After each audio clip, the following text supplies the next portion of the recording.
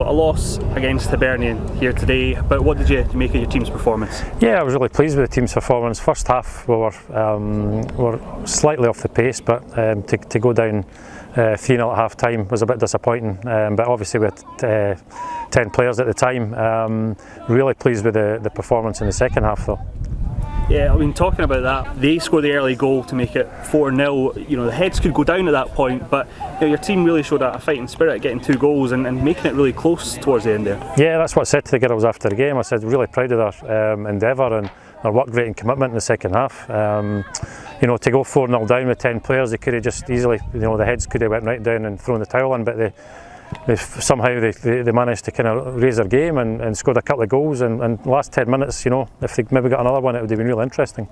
I mean, obviously your opponents, they looked really strong at points when obviously towards the end you really pushed them, but I mean, what do you make of your opponents and the way that they played today as well? Yeah, Hibs played well. Hibs obviously they had you know, they had a full squad. We had a reduced squad today, unfortunately, with injuries, so we're kind of only started with 11 players, so yeah, but no, Hibs played well. Looking towards the future, you know, you mentioned you had a few injuries, playing with 10 players, you know, large parts there. I mean, going forward, you'll be hoping to have those players back and to really push in the National Performance League. Yeah, well, that's true. I mean, we're unbeaten as up to today. You know, with 3 wins out of 3,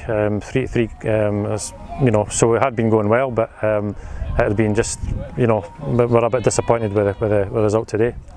In terms of any aims and ambitions for the remainder of the season, have you set any for your team, or is it more about taking it maybe game by game?